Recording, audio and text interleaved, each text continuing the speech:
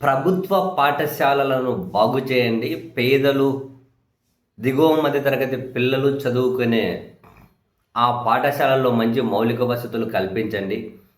వాళ్ళు గౌరవప్రదంగా స్కూల్‌కెళ్ళి చదువుకునే పరిస్థితులు కల్పించండి అని స్కూల్ ఠీక్ కరో అని కాక్రోచ్ జనతా పార్టీ ఇచ్చిన పిలుపు ఎంత గొప్ప పిలుపు. అందులో భాగంగా ఆ కాక్రోచ్ జనతా పార్టీకి సంబంధించిన అబ్దుల్ హఫీజ్ పశ్చిమ బెంగాల్‌లో తాను చదువుకున్న స్కూల్‌కెళ్ళి ఒక వీడియో తీసి సోషల్ మీడియాలో పోస్ట్ చేసి ఈ స్కూల్ బాగు చేయాలి అని చెప్పి డిమాండ్ చేయడము పాపమా ఇంకా అంతవరకు కూడా రాలే. వెళ్ళి ఆ స్కూల్‌కెళ్ళి వీడియోలు తీయడం సరిపోయింది. ఇంటికి రాగానే అబ్దుల్ హఫీజ్ మీద దాడి చేస్తూ ఉంటే వాళ్ళ నాన్నగారు అడ్డొస్తే వాళ్ళ నాన్నగారిని విచక్షణరహితంగా కొడితే వాళ్ళ నాన్నగారు చనిపోయి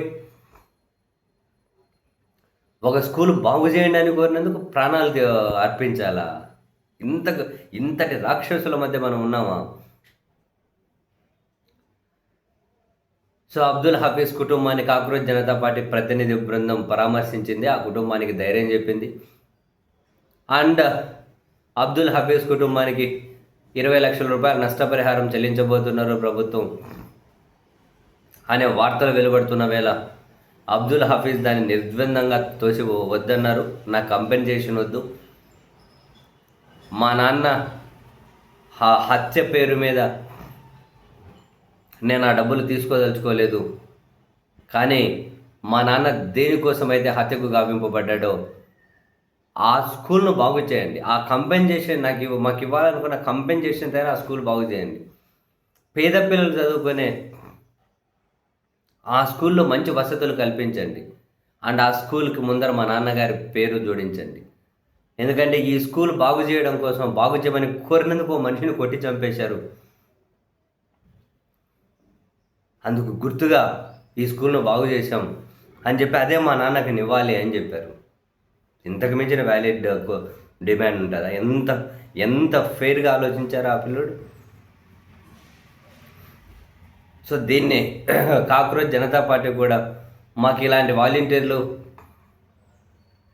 ఇలాంటి మనుషులు మాకు తోడవడం మేము చాలా అదృష్టంగా భావిస్తున్నామని చెప్పి cockroach Janata party and Abhijit దీప్కి అయితే ఇంత అద్భుతమైన మనస్సుతో ఉన్న మనిషిని బహుశా ఇంతకుముందు కలిసి ఉండకపోవచ్చు అని చెప్పి కూడా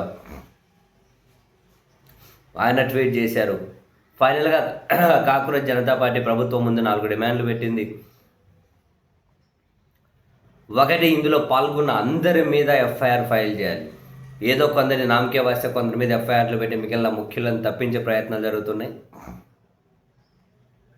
అందరి మీద ఎఫ్ఐఆర్ ఫైల్ చేయాలని ఫస్ట్ డిమాండ్.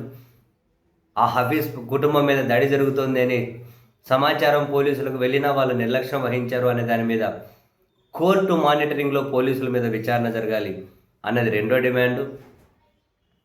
ఆ స్కూల్ని హఫీజ్ వాళ్ళ తండ్రిని ఎవరినైతే కొట్టి చంపేశారో ఆయన పేరు మీదనే అక్కడ ఆ స్కూల్ను డెవలప్ చేయాలి అన్నది మూడో డిమాండ్. హఫీజ్ కుటుంబానికి 24 గంటలు భద్రత కల్పించాలన్నది 4వ డిమాండ్. ఈ డిమాండ్ల పరిష్కారం కోసం 10 రోజులు సమయం ఇస్తున్నాం. ఒకవేళ ప్రభుత్వం దిగిరాకపోతే, ప్రభుత్వం కనుక మా డిమాండ్లు పరిష్కరించకపోతే జిల్లా మెజిస్ట్రేట్ కార్యాలయం ముందు